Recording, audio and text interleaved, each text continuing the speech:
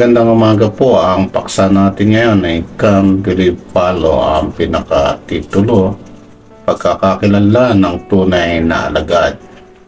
Ang ating teksto ay sa Juan 15:16. Ako'y hindi ninyo hinirang, ngunit kayo hinirang ko at aking kayong inihalal, upang kayo magsiyaon at magsipagbunga, at upang manatili ang inyong bunga, upang ang anumang inyong hingin sa Ama sa aking pangalan ay ibibigay niya sa inyo.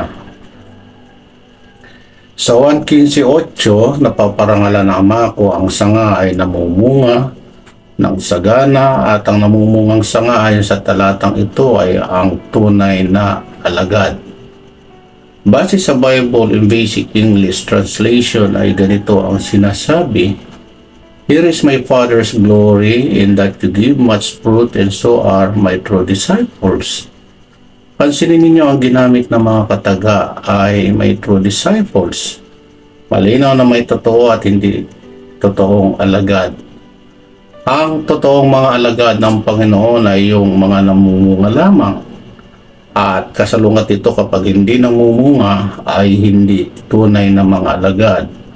Juan 15:2, 5, 8 at 16. Kaya dito sa Juan 15:8, 16, naghahayag ng pagkakakilanlan ng tunay na alagad ng Panginoon ay ang namumunga ng sagana. Base sa Juan 13:10 ay malinis o ligtas na tao ay pagkakakilanlan ng tunay na alagad ng Panginoon.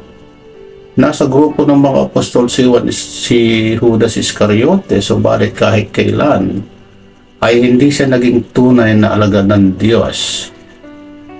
Ang tao na umiibig sa kapwa tulad ng pag-ibig na ipinadadama ni Kristo ay nagpapakilala na tunay siyang alagad ng Panginoon. John 13:34.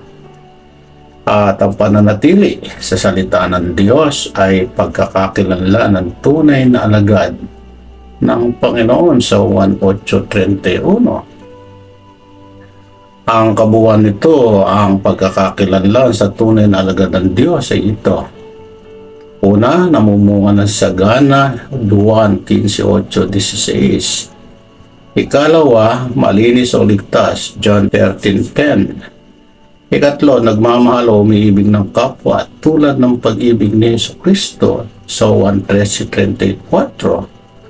Ikaapat, ang pananatili o patuloy na pag-aaral sa salita ng Diyos ay pagkakakilanlan ng tunay na alagad ng Panginoon. Juan 8:31. Ito ang pwede nating isabuhay. Ang mga katagang nananatili, manatili, magsipantili, at sa wikang Ingles ay abiding, King James Version. Ang mga katagang ito ay 9 beses na paulit-ulit na binabanggit sa 17 mga talata nitong Juan 15. Pananatili, hinihingi ito ng ating Panginoon sa lahat ng kanyang mga tunay na alagad para makapamunga ng sagana. Subukan mong tanggalin ang sanga ng punong mangga, ay posible na ito ay mamunga. At makalipas ang ilang araw ay matutuyo ito at pwede nang sunugin o ipanggatong. Ang sangang nakakapit sa puno ng mangga, imposible na ito hindi mamunga.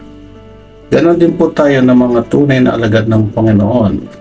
Kailangan natin na manatili sa Kanya bilang katunayan na tayo mga alagad niya na mamumunga ng sagana. Purihin ang ating Diyos.